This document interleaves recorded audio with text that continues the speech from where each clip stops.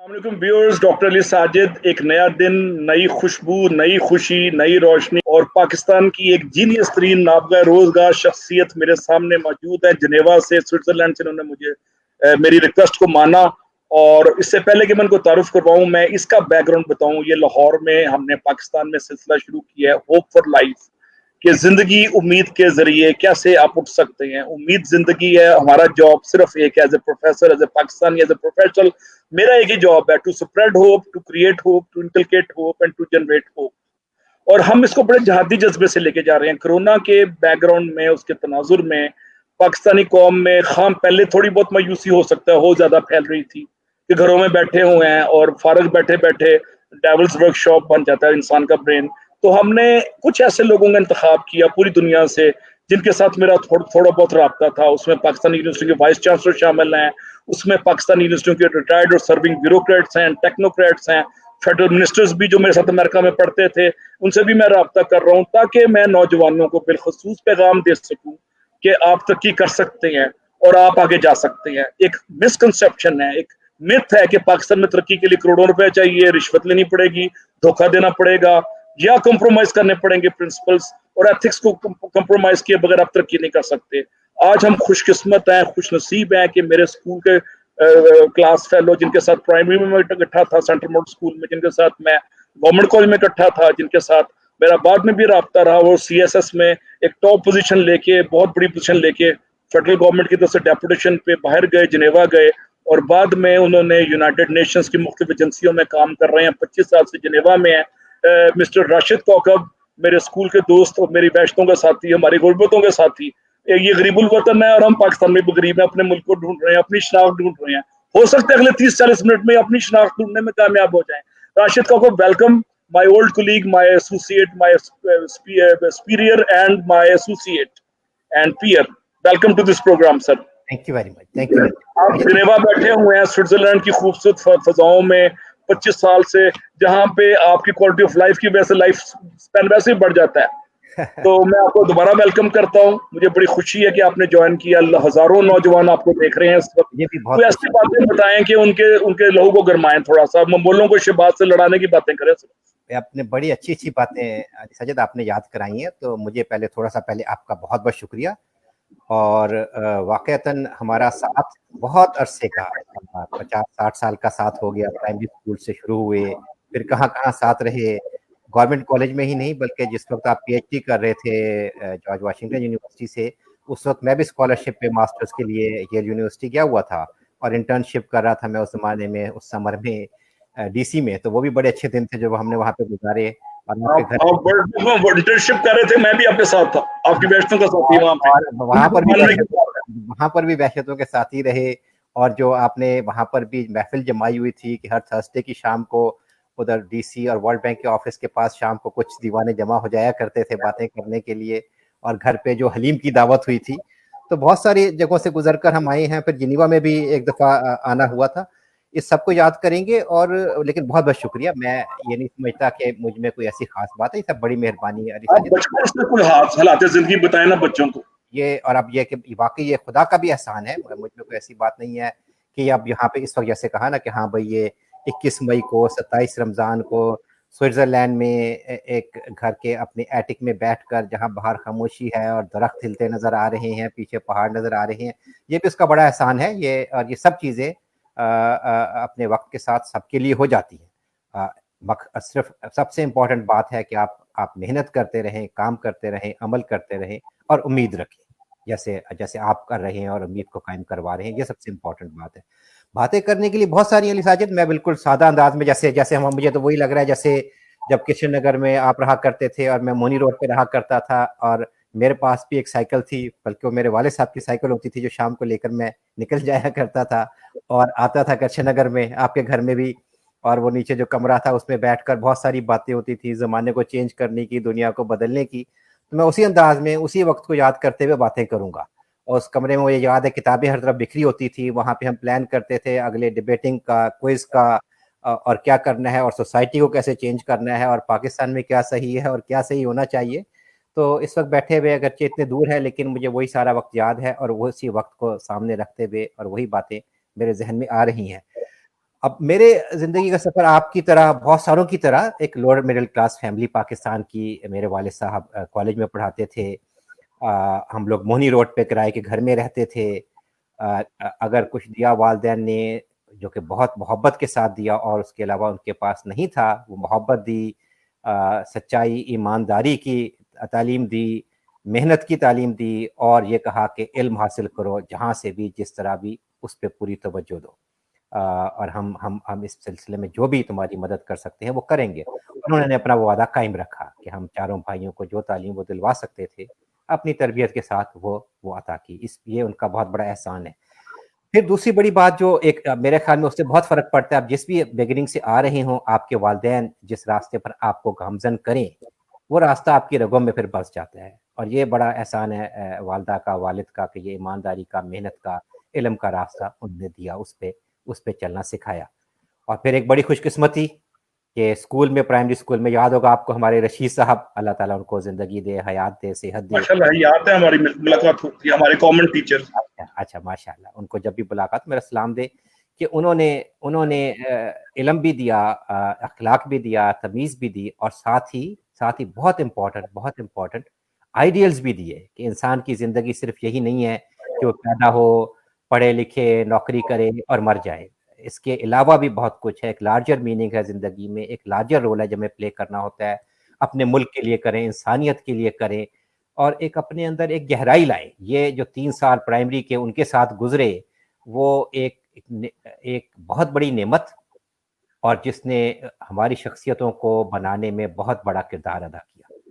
और उसके बाद फिर मैं कहूँगा दोस्त, आप जैसे दोस्त, और जो उस वक़्त के बहुत सारे दोस्त हैं टमाटर स्कूल के, जो अभी भी राब्ते में रहते हैं।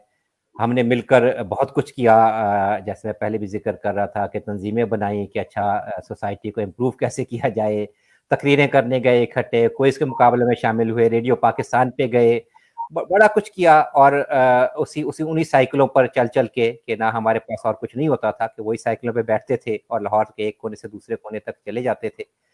एक जज़्बा था जो हमें लिए फिरता था, आपस की मोहब्बत ही लिए फिरती थी। बस लेकिन इम्पोर्टेंट बात जो मैं करना चाह रहा हूँ इसमें, वो दोस्तों की भी, कि ये जो ग्रुप इकट्ठा हुआ, और उसके बारे में मैं थोड़ी-सी बात और भी बताऊँगा आपको और आपके ज़रिए नाज़रीन और सामीन को, कि उसने भी शख्सियतों को बनाने में बहुत बड़ा रोल अदा किया, और उम्मीद देने में। जब आप ऐसे लोगों के साथ हैं, जो खुद माशाअल्लाह बहुत अच्छे हैं, जो खुद जज़्बे से काम कर रहे हैं, जिनके सामने ज़िंदगी में एक लगन है, और आप उन लोगों के साथ हैं, उनके साथ वक़्त गुज़ार रहे हैं, उनके साथ मुख्तलिफ़ चीज़ें कर रहे हैं, तो इसका असर आप पर बहुत होता है। आपकी उम्मीद में भी, आपके जज़्बे में भी, आपकी लगन में भी बहुत इज़ाफ़ा होता है। तो ये भी एक बहुत बड़ा किरदार है मेरी ज़िंदगी में मेरे दोस्तों का। अब उसमें मुख्तसरन एक बात, जैसे मैं उम्मीद की और आगे बढ़ने की बात हो रही थी, तो अपने उस स्कूल के ज़माने के दोस्तों में से जो मेरे साथ थे, जहाँ तक मुझे यकीन है, मैं सिर्फ़ वाहिद हूँ जिसने सीएसएस किया। इसलिए नहीं कि बाकी में कोई कमी थी। मैं ये बताना चाहता हूँ कि उन दोस्तों में से सब लोग जो हैं इस वक़्त माशाअल्लाह, अगर हम अभी वक़्त हुआ तो बात करेंगे कामयाबी क्या चीज़ है, लेकिन अगर आप दुनियावी लिहाज से भी कामयाबी को लें, कि एक अच्छा कैरियर, अच्छे बच्चे, अच्छी नौकरी, उस लिहाज से भी देखें, तो माशाअल्लाह वो सब लोग जो उस वक़्त मेरे साथ थे, वो कामयाब कहलाएँगे। उनमें से कोई डॉक्टर स्पेशलिस्ट हैं, कोई इंजीनियर हैं, कोई बिज़नेस में गए हैं, कोई किसी प्राइवेट अदारे में काम कर रहे हैं, कोई आपकी तरह आला तालीमी अदारे में है, कई ने पीएचडी की, तो कई ने अपना मेडिकल स्पेशलाइज़ेशन की। तो वो जिसको भी देखें, उन्होंने बहुत सारे मुख्तलिफ रास्ते अपनाए। लेकिन अगर हम ज़िंदगी के जो मटेरियल, जो जिन्हें हम कहते हैं कामयाबी के अनासिर को देखें, तो वो भी, उस पे भी पूरे उतरते हैं, और इसके अलावा वो सब लोग बहुत अच्छे इंसान भी हैं। उन सब में कॉमन चीज़ क्या थी, कि मेहनत करनी है, ईमानदारी से ज़िंदगी गुज़ारनी है, और कहीं पर पहुँचना है, और उसका फिर बाकी लोगों को भी, पाकिस्तान को और बाकी लोगों को उसका कुछ खिदमत भी करनी है। पे बैक भी करना है। अभी मैं कथा कलामी माफ, मेरे पास कुछ स्टूडेंट्स आते हैं कि 2-3 साल तक ने हमारी सीएसएस नहीं हुआ, और जिंदगी से मायूस होके कमरे में बंद होके और सिगरेट पीते रहते हैं, जी अब जिंदगी का कोई फायदा नहीं है। तो आपकी इस गुफ्तगू से मैं कंक्लूड करता हूँ कि सीएसएस वाहिद तरक्की का जरिया नहीं है, उसके अलावा दुनिया में हजारों तरीके और हैं, और आने वाले दिनों में इमरान खान की गवर्नमेंट बज़ाहिर सीएसएस ऑफिसर के पर काटने की कोशिश कर रही है, जो मैं महसूस कर रहा हूँ अखबारों से। तो आप ये बताना चाह रहे हैं कि सीएसएस के बगैर भी तरक्की हो सकती है? आप सीएसएस करके वर्ल्ड बैंक में गए और मैं घूम के आर्मी से होता हुआ मैं भी वर्ल्ड बैंक में फिर मिल गया, अरे तुम उर्दू फिल्मों की तरह हो गया। तो ये आपने बड़ा उम्मीद का अच्छा पैगाम दिया है ये, मैं बड़ा खुश हुआ। अच्छा ये बताएं कि आपको क्या करोड़ों रुपया माँ बाप से मिला था विरासत में, या शादी अपर घर में कर ली तो आप इतनी बड़ी जगह स्विट्जरलैंड में बैठ गए, इतने बड़े अफसर बन गए? ये गलत फहमी पाकिस्तान में है, उस पर कोई कमेंट करेंगे आप? नहीं नहीं, बिल्कुल ये बड़ी अहम बात है। जैसे मैंने पहले कहा कि मेरे वालिद साहब एक कॉलेज में पढ़ाते थे और वालदा हाउसवाइफ थी, लेकिन ये कि उन दोनों ने हमारी तरबियत बहुत अच्छी की। लेकिन इससे आप अंदाजा कर सकते हैं कि उनके पास ना जायदाद थी ना घर था, घर भी अपने थे, हम किराए के घर में रहते थे। वो जो सारा पैसा था उनका, जो वालिद साहब की तनख्वाह आती थी एक सफेद पोशी पे रहने के लिए और चार बच्चों की तालीम पे, इसके अलावा तो कुछ और नहीं बचता था कि वो कोई जायदाद बना सके। उनकी जायदाद, हम चार बेटे थे, तो हमें सवाए तालीम के, इखलाक के, तरबियत के उन्होंने कुछ नहीं दिया, और ये बहुत कुछ था। इसके अलावा हमें कुछ चाहिए भी नहीं था और ना ही ज़रूरत होनी चाहिए। वालिदैन अगर आपको अच्छी तालीम, अच्छा इखलाक, अच्छी तरबियत, हिम्मत, हौसला दे दें, उसके अलावा आपको क्या चाहिए? ये ज़िंदगी में पैसा, माली चीज़ें तो आनी जानी है। तो वालिदैन की तरफ से ये था, कोई जायदाद नहीं थी हमारे पास। और सिमिलरली एक बात जो मैं जब दोस्तों तक तो आया था, क्योंकि वहाँ पे मैं उसकी बात करना चाहता था, जब बात हो रही थी कि ज़िंदगी में किन चीज़ों ने मेरा साथ दिया, किन चीज़ों ने मुझे बनाया, तो वालिदैन, रशीद साहब, दोस्त, और उसके बाद फिर मेरी बीवी। वो इसलिए कि ज़ाहिर है उस वक़्त तक तो मैं काफ़ी बड़ा भी हो चुका था जब हम मिले और हमारी शादी हुई, लेकिन इस सेंस में कि जिस तरीके से तकरीबन 40 साल से वो साथ दे रही है हर हाल में, मेरे असूलों के मुताबिक रहते हुए, कि अगर मैं मिट्टी में काम कर रहा हूँ तो वहाँ चुप करके मेरे साथ है। अगर मैं ट्यूशनें पढ़ा के गुज़ारा कर रहा हूँ, सरकारी मुलाज़िम होते हुए भी, तो वो भी ट्यूशनें पढ़ा रही है।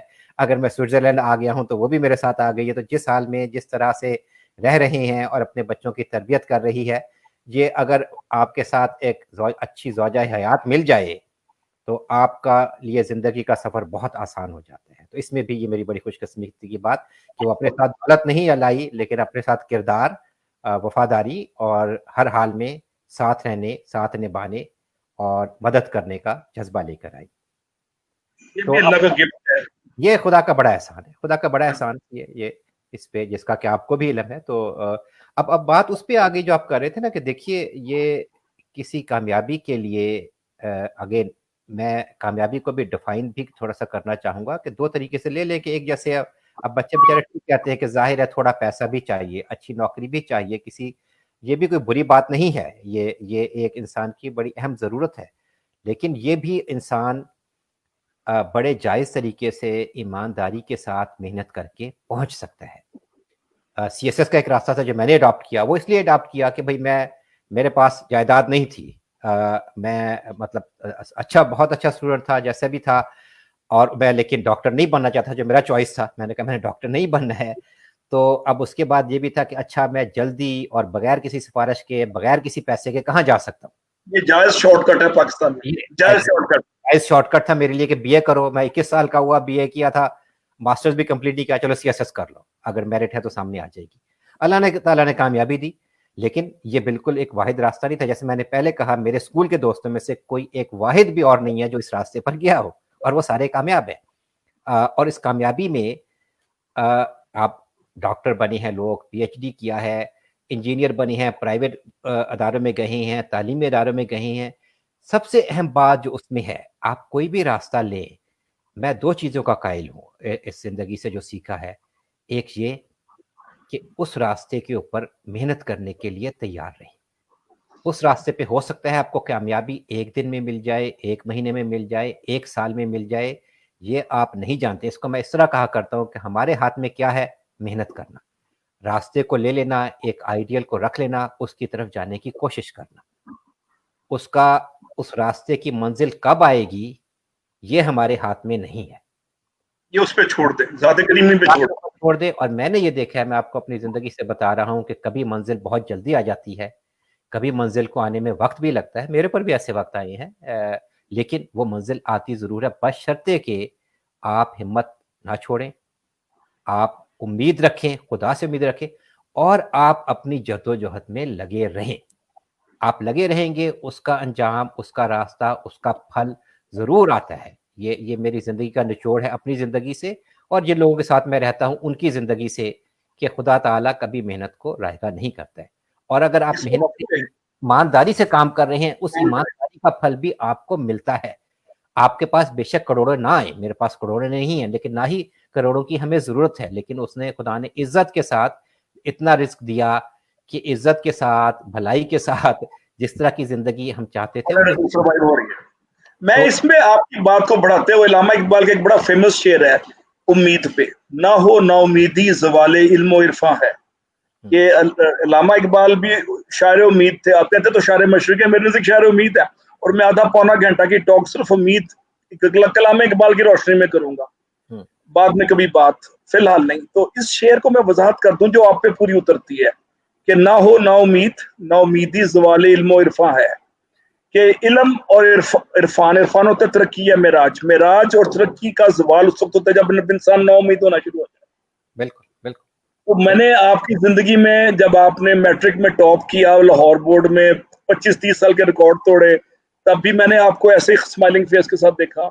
और जब आप अच्छे पोजीशन के बाद कम तनख्वाह की वजह से दाएं बाएं अपना इल्म को फैला के, कुछ आपने का ट्यूशन पढ़ा के गुजारा कर रहे थे सरकारी नौकरी में इज्जत बचाने के लिए, ज़ाहिर है हम सब ऐसे करते हैं जो वैल्यू ओरिएंटेड होते हैं, जो कि ईमानदारी पे बिलीव करते हैं।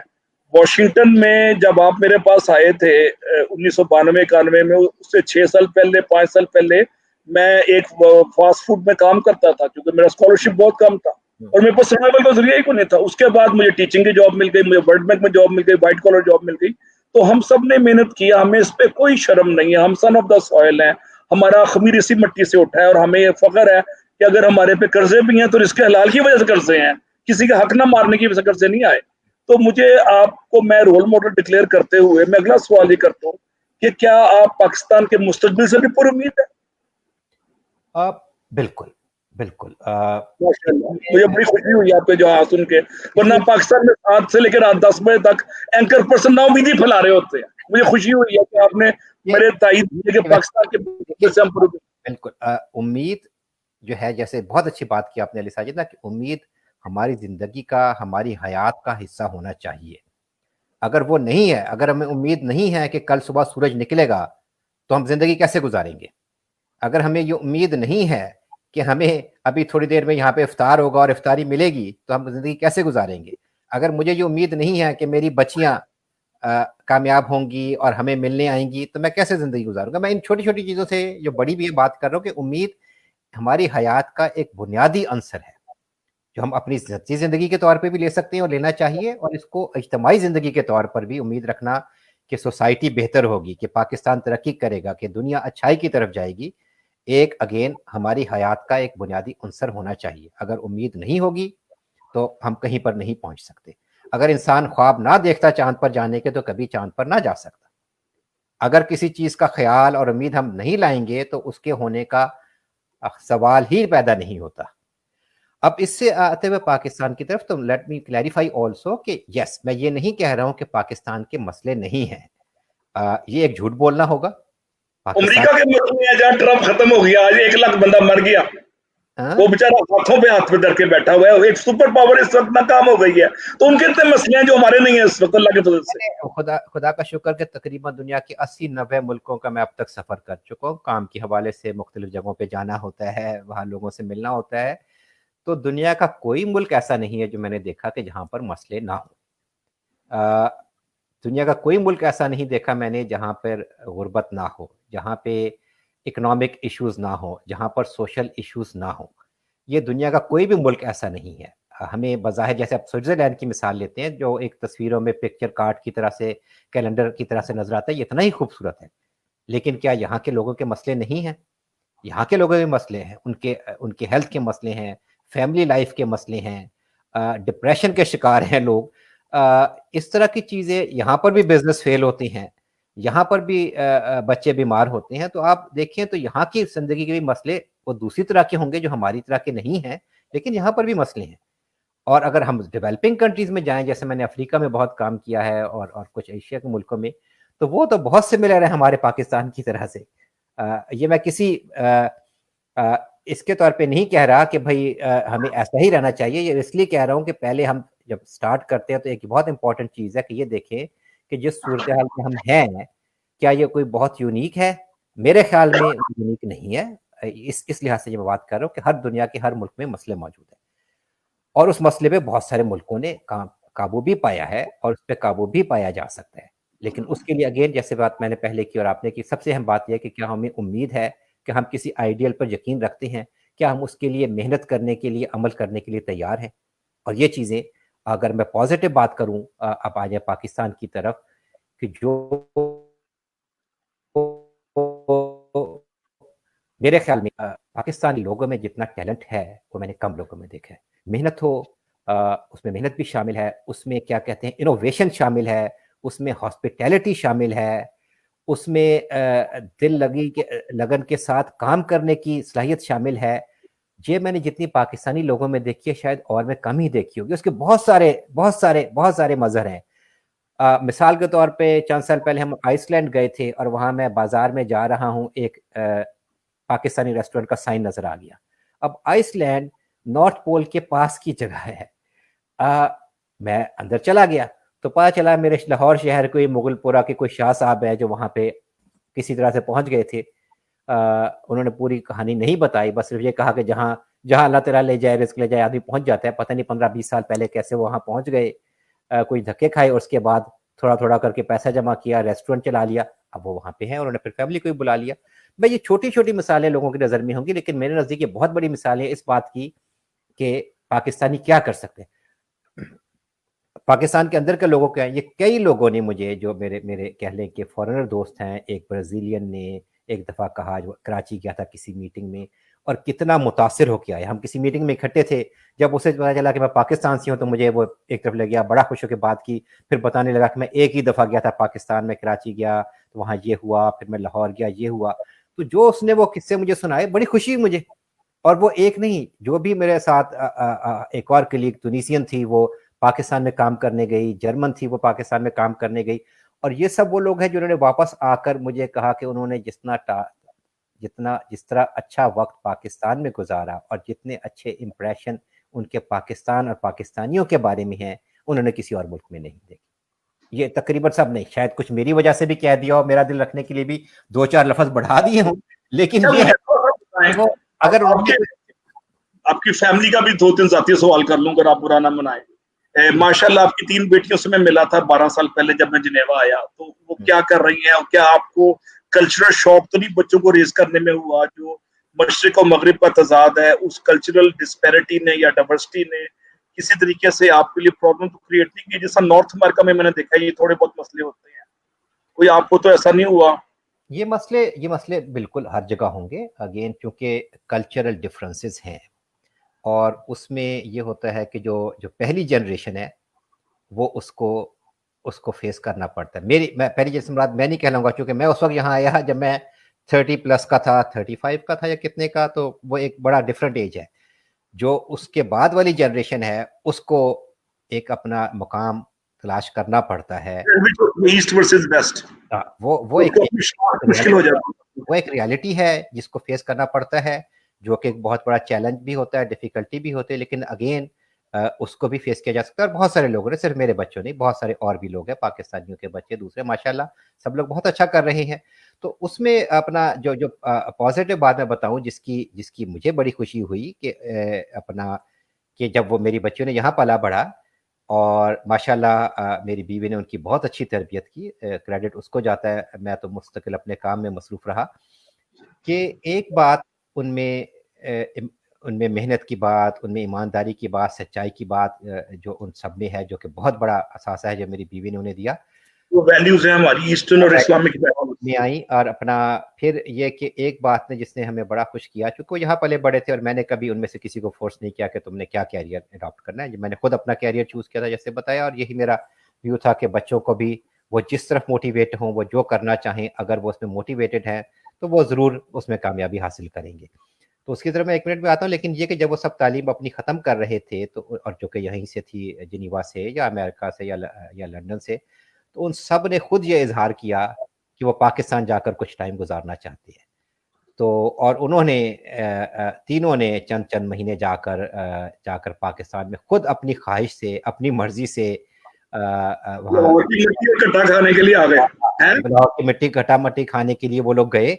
वहाँ पे उन्होंने काम किए, एक ने जर्नलिज्म में काम किया, एक ने लॉ फर्म में काम किया, एक ने अपने मास्टर्स का थीसिस लाहौर के स्लम्स पे लिखा।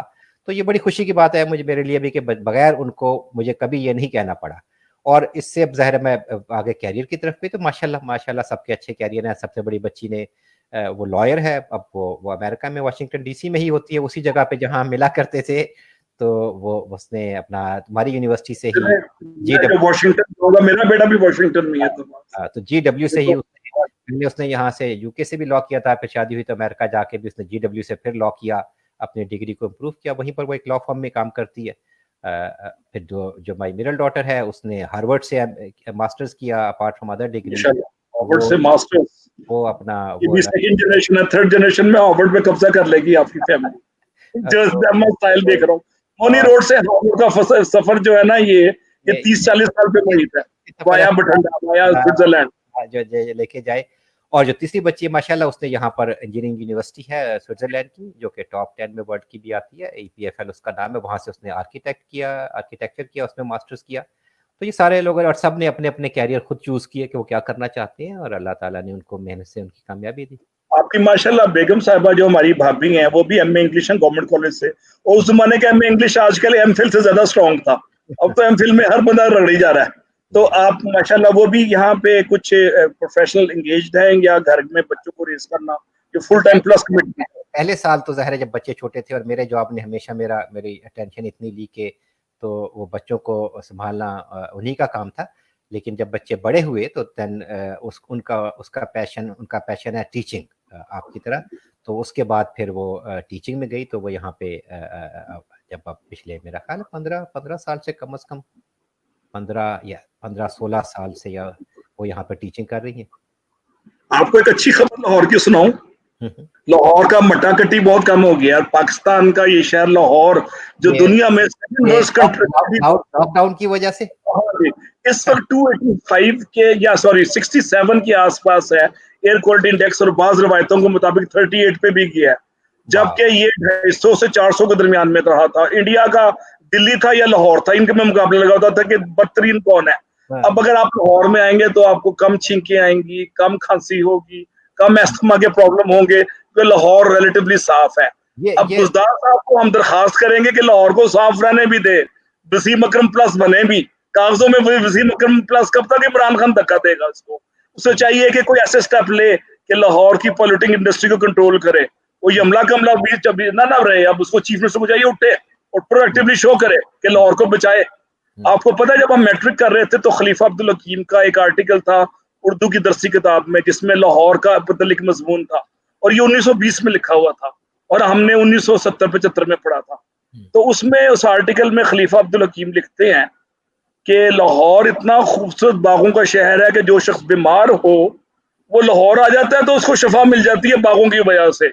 और जब मैं इस्लामाबाद 25 साल लेकर लाहौर आया तो मुझे खांसी लग गई इसकी पॉल्यूशन की वजह से। तो मैं आपको इनकरेज करूंगा कि अगर लाहौर आना है तो कोरोना का क्राइसिस का ये पार्ट 2 जब खत्म होगा इस दिसंबर में लाहौर आए, अल्लाह के फजल से आप लाहौर 70-60 वाला पाएंगे दोबारा, अनलेस के दोबारा पॉल्यूशन शुरू हो जाए। हाँ जी, तो लाहौर आने के लिए दावत फिक्र दे रहे हैं आपको। बिल्कुल नहीं, जरूर लाहौर आके हमेशा खुशी होती है, और आए तो, और ये बहुत अच्छा हो चुका है। ये सही कहा कि लाहौर में अब पोल्यूशन इतना हो गया था, जब भी मैं जाता था तो सारा वक्त ये लगता था कि जैसे डस्ट है और सूट है वहाँ पे। तो ये बहुत अच्छा, किसी ने भेजी भी थी कुछ तस्वीरें, बल्कि लोगों ने, छोटे भाई ने ही बताया कि पता नहीं कितने दहाइयों के बाद अब रात को लाहौर के आसमान पर सितारे नजर आते हैं। सितारे नजर आते हैं जो हमें बचपन में हम छत पे सोते थे, जब एसी नहीं हुआ था, पंखे लगा दिए तो उसमें हम छत पे सितारे देखते थे, सितारे हम दोबारा नजर आए। असल में हमारी तरक्की का सितारा भी उसमें नजर आएगा आपको इंशाल्लाह ताला, पाकिस्तान की तरक्की का सितारा भी नजर आएगा। बिल्कुल सितारा होगा उस पे, तो वो सारे देखिए तो इंशाल्लाह। आपने DMG ऑफिसर के तौर पे फेडरल गवर्नमेंट में काम किया, आप AC भी रहे सिंध में, मुझे याद है कहीं ना कहीं पे, और उसके बाद आपने 18वें ग्रेड तक पाकिस्तान रहे, फिर 19वें 20वें पे आप डेपुटेशन पे जिनेवा चले गए, जहां तक मुझे याद आ रहा है। तो आपका क्या 3 पॉइंट आप क्या दे सकते हैं नई गवर्नमेंट को? इमरान खान की गवर्नमेंट वैसे 2 साल हो गए हैं कि उस पे अमल करे अदर देन करप्शन कंट्रोल। वो तो मैफिया इतना स्ट्रांग है कि चीनी और आटे वाले फिर बच जाएंगे। अभी आज रिपोर्ट आई है और वो नए बहाने से ना वो धोबी पटका करके फिर गायब हो जाएंगे। लेकिन आप 3 पॉइंट्स बताएं आपके नजदीक। आप डीएमजी ऑफिसर भी रहे, आपने दुनिया के 80 मुल्कों में सफर किया, यूएनओ में रहे, आजकल प्राइवेट एनजीओ रन कर रहे हैं ग्लोबल। शायद मुझे भी रिटायरमेंट के बाद वहां जॉब मिल जाए, मैं बाद में बात करूंगा उसके बारे में, फिलहाल बात नहीं करना। अच्छा, मुझे ये बताएंगे आप 3 पॉइंट्स हमें दें फेडरल गवर्नमेंट को मशवरे के लिए। अगर 3 नहीं तो 1 पॉइंट देते हैं फिर कम से कम। करप्शन का ना करना नहीं वो उसके हाथ में, मेरे हाथ में नहीं। ये मैं देखिए मैं ये मतलब पहले मैं ये जरूर वाजे कर दूं कि मुझसे बहुत बेहतर लोग, बहुत ज्यादा समझने वाले जाने वाले वेल मौजूद हैं एक्सपोज्ड है ना, तजुर्बा और चीज है, चिट्ठा और चीज, एक्सपोजर और चीज है। हाँ बिल्कुल बिल्कुल नहीं, मैं कुछ कुछ जरूर अर्ज करूंगा, लेकिन मैं कहा ये बिल्कुल मैं पहले क्लियरली बता दूं कि ये बहुत माशाल्लाह लोग जहन वाले, तजर्बे वाले मौजूद हैं लोग जो अपना काम अब करेंगे। मैं सिर्फ लेकिन कहा है अगर मैं बहुत बुनियादी बातें, चूंकि ये ज़िंदगी अब 60 साल की हो गई और इतना देखा या तजर्बा भी किया, और इसमें एक पैशन डेवलपमेंट कह लें, वो एक पैशन रहा है पहले पाकिस्तान के हवाले से, फिर बाकी डेवलपिंग कंट्रीज़ के हवाले से। जब भी यहाँ गया किसी मुल्क में तो ये सोचा कि यहाँ पे ये गुर्बत क्यों है, यहाँ पर इतना पानी के पाकिस्तान की बात नहीं कर रहा, मिसाल के तौर पर बाहर भी किया था, यहाँ पे पानी के इतने अच्छे ज़खायर हैं, यहाँ पे तेल के इतने अच्छे ज़खायर हैं, यहाँ की आबो हवा इतनी अच्छी है, यहाँ के लोग इतने अच्छे लगते हैं। तो हमेशा अपने आप से ये पूछा कि फिर क्या वजह हुई कि फिर ये मुल्क तरक्की क्यों नहीं कर पा रहा है। उसका जवाब अभी तक मेरे पास नहीं आया है।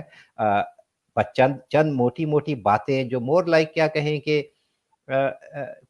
मतलब इशारे हैं कह लें, क्योंकि मैं ये नहीं कह सकता कि ये मैजिक फार्मूला है।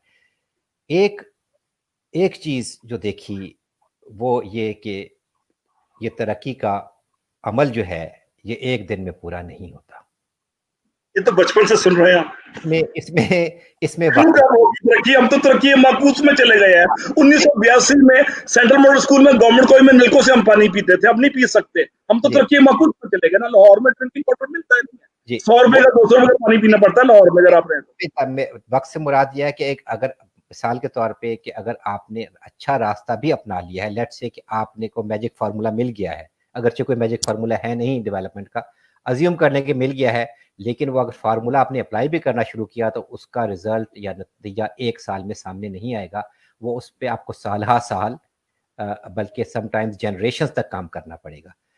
दूसरी बात जो बहुत अहम है, जो कि अगेन एक दिन में नहीं होती है, जो मैं उसका ज़्यादा से ज़्यादा कन्विंस होता जा रहा हूँ जितना मैं देखता हूँ, और वो इकोनॉमिक्स की बात नहीं है, उसको कहें रूल ऑफ लॉ।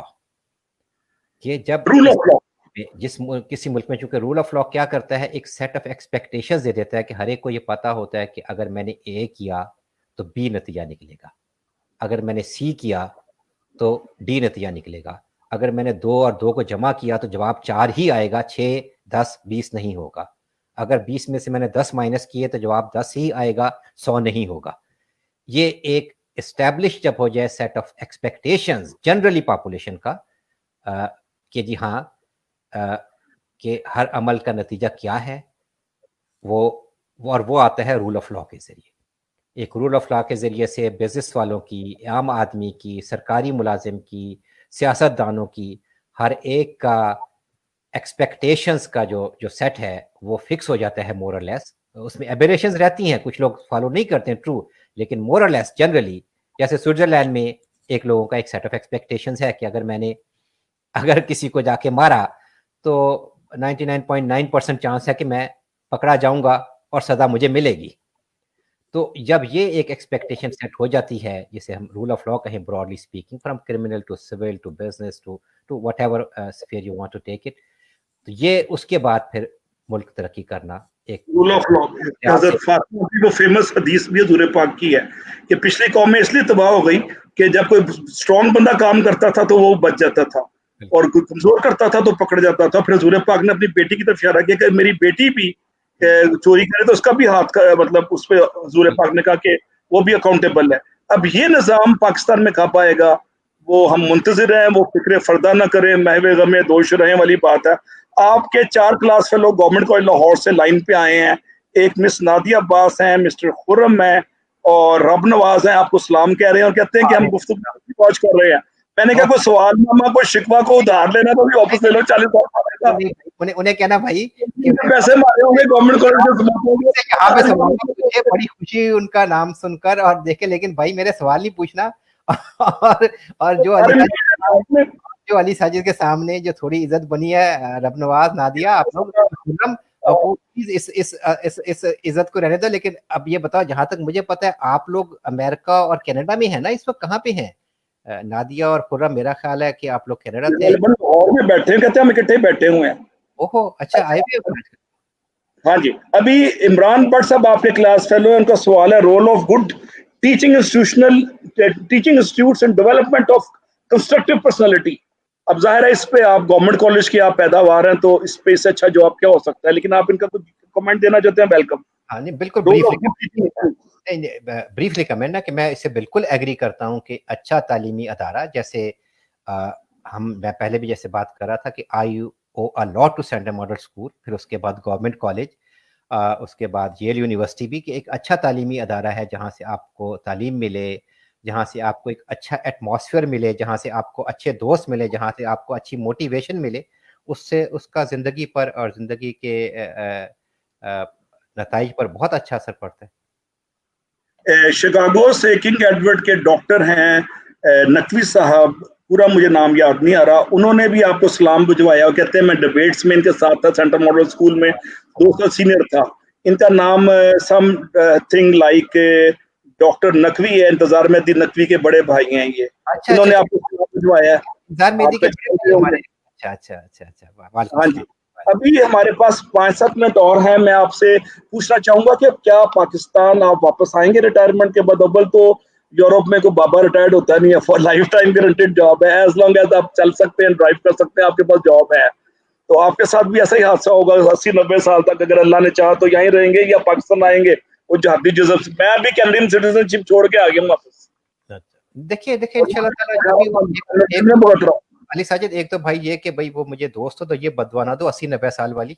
तो ये यूरोप में तो ये एवरेज लाइफ स्पैन है, आप यूरोप में रह रहे हैं, इतनी लंबी उम्र क्या करना है? जितनी उम्र है अल्लाह ताला सेहत के साथ, सलामती, ईमान के साथ, अपने हाथों पैरों पर इज्जत के साथ गुजारते, वो बहुत है।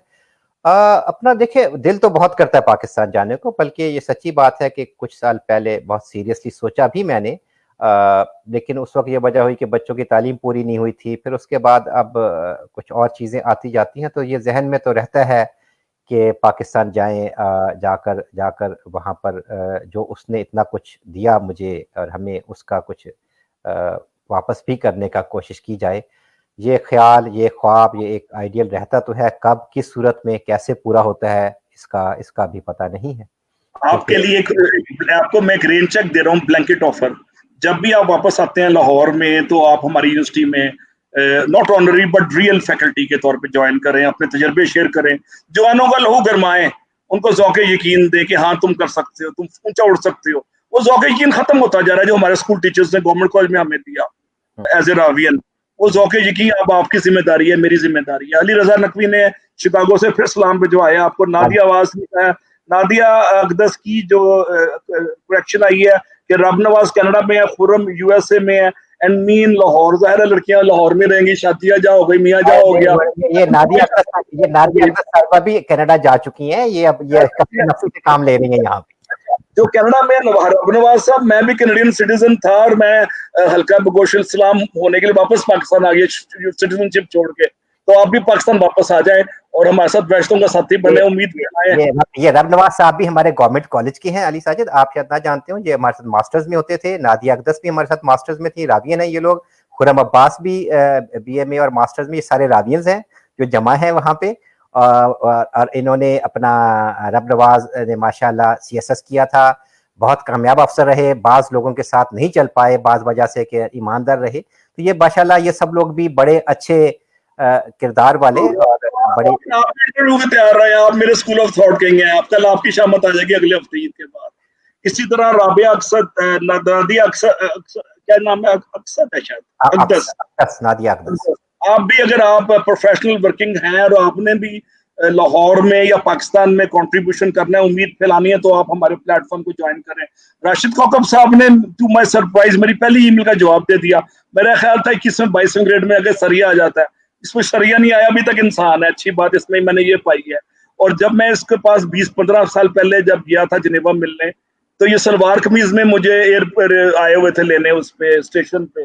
तो मैंने कहा देसी सा लड़का, एक लड़का ही लगता ना अभी तक, मुसीबत तो ये बाबा नहीं बनाई है, वो चाचा है, छोटे है, पतला सा ही मुसीबत ही है, ना इसका पेट बड़ा है, ना ही गोश्त चढ़ा है, ना तौन निकली है। तो ये मुझे रिसीव करने वहां भी आए हुए थे, इनका खूबसूरत घर देखा। तो मोनी रोड का 1970 में इनके घर में गया था।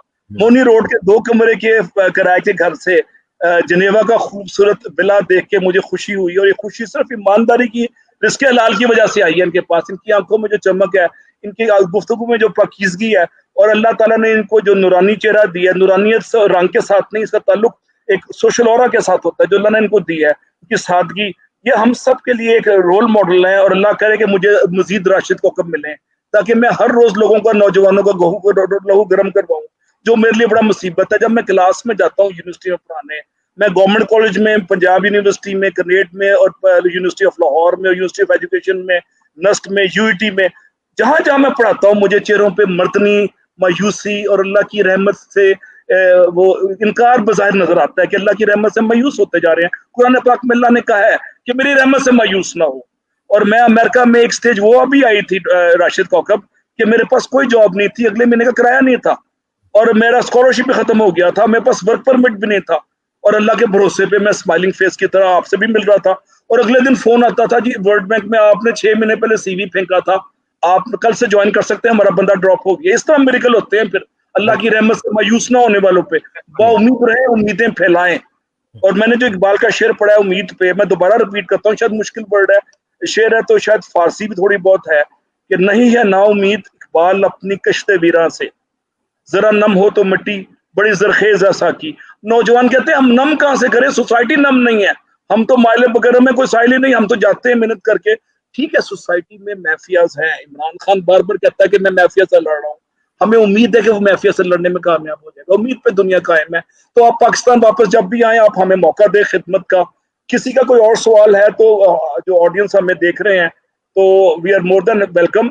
आपने पाकिस्तान के लिए कामयाबी के लिए रूल ऑफ लॉ बताया, और इस पे मैंने हदीस मुक़द्दसा की तिलावत भी की, सादत भी की 27 रमज़ान के दिन में। अल्लाह ताला हमें रूल ऑफ लॉ का मौका दे। हमें उम्मीद करते हैं कि इस दफ़ा की इस्टेब्लिशमेंट एनआरओ दे के फिर दोनों बड़े बाबों को नहीं छोड़ देगी, हम उम्मीद करते हैं।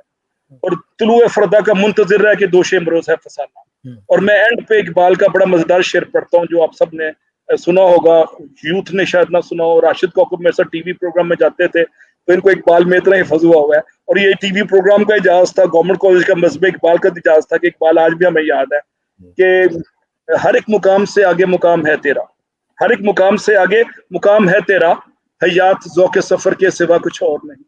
राशिद कौकब हो सकता है 2 साल बाद, 4 साल बाद यूएन का असिस्टेंट सेक्रेटरी ऑफ जनरल बन जाए।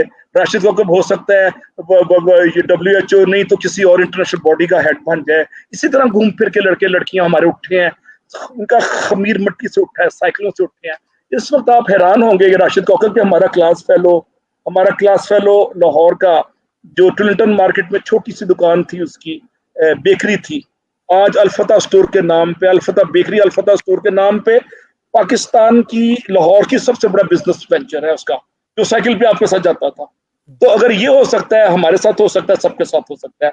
एक शिकवा आया, शिकायत आई है लिजा नकवी की, डॉक्टर की, शिकागो से, कि स्माइल देते हैं, उसका मतलब है हम दोनों बहुत सीरियस हो गए हैं। स्माइल को उनको भी मेरा सलाम जरूर। डॉक्टर नकवी साहब, बहुत खुशी हुई, आपको भी वालेकुम सलाम। तो और इसी ये बड़ा अली साजिद, ये भी बहुत अच्छा रहा कि बातें भी हुई आपसे, और बड़े खुले डुले अंदाज से, और ऐसे ही लगा कि जैसे मुझे वाले घर में बैठ के बात कर रहे हो, या वो कृष्ण नगर वाले तुम्हारे घर में नीचे जो कमरा था सीढ़ियों के, जहाँ पे किताबें हर वक्त बिखरी होती थी, वहां बैठे बात कर रहे हो, बिल्कुल उसी तरह का मजा है। और इसके साथ साथ ये भी बहुत अच्छा हुआ कि नादिया अक़दस, रब नवाज, खुर्रम, नकवी साहब और इन लोगों से ये जो गायबाना इसके जरिए हो गई, तो बड़ी खुशी हुई। अब मेरा ख्याल में जो है वक्त भी खत्म होने वाला है। मुझे भी वो इकबाल जी बोलिए। कंक्लूडिंग कमेंट देके जाना है नौजवानों के लिए पैगाम, और इकबाल का शेर एक अच्छा सा। इकबाल का शेर तो वही मैं कह रहा था कि अब इतने आपने शेर पढ़े हैं कि इकबाल अब वो मेरे ऊपर भी नाजिल होना फिर शुरू हो गए हैं वो शेर। स्माइल भी देना जरूरी है। वो उसको भी मैं एक शेर जरूर अर्ज करूंगा। तो जो बात आप पहले वो भी कर रहे थे ना कि मुल्कों की तरक्की का राज क्या है, तो उसमें जो मैंने कहा कि उसमें वक्त लगता है, दूसरा रूल ऑफ लॉ, और तीसरा, और ये जैसे मैं ये नहीं कह रहा कि ये मैजिक फार्मूला है, जो कह लें कि मेरे तजर्बे का निचोड़ या कुछ इशारे हैं कि जिस वक्त कौम में या लोगों में एक उम्मीद आ जाए अपने मुस्तकबिल के बारे में कि वो अच्छा होगा, और वो उस पर अमल करना शुरू कर दे, तो ये भी मैंने देखा कुछ मुल्कों में जिनकी ट्रैजेक्टरी बेहतर हो रही थी, तो ये लगा कि वो उनमें खुद में ये यकीन आ गया है कि यहाँ जी हम अच्छाई की तरफ जा रहे हैं। ये एक लार्जर जिस तरह उम्मीद का पैगाम आप दे रहे हो इस प्रोग्राम के जरिए, ये मैं ये लार्जर सेंस में कह रहा हूँ कि जब एक काइंड ऑफ कलेक्टिव उम्मीद आती है लोगों में, जो मैंने कुछ सोसाइटीज़ में ऑब्जर्व किया, और फिर ये देखा है कुछ साल बाद वो लोगों का डेफिनेटली इस तरक्की के रास्ते पे सफ़र ज़्यादा हो गया था।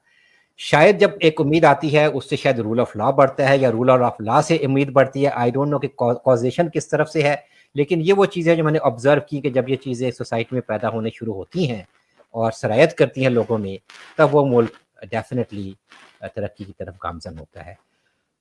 उम्मीद के ऊपर और अल्लामा इकबाल के ऊपर बहुत सारे शेर याद आ गए, लेकिन एक शेर मैं जो आई गेस के जो मौका महल की मुनासबत से भी होगा, जो मैंने अपनी उस ज़माने की तकरीरों में मुझे याद है, ये मैंने एक दो दफ़ा पढ़ा था, रंग गर्दों का ज़रा देख तो उन्नाबी है, ये निकलते हुए सूरज की शफक ताबी है।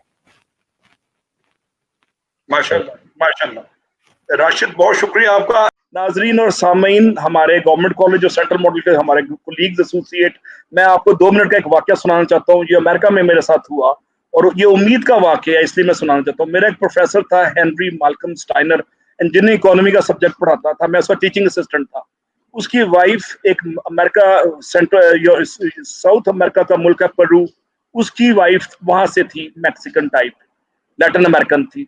उसने मुझे क्लास में बताया 1988 में कि पेरू की जो इन्फ्लेशन है 10 से 12,000% है पर एनम।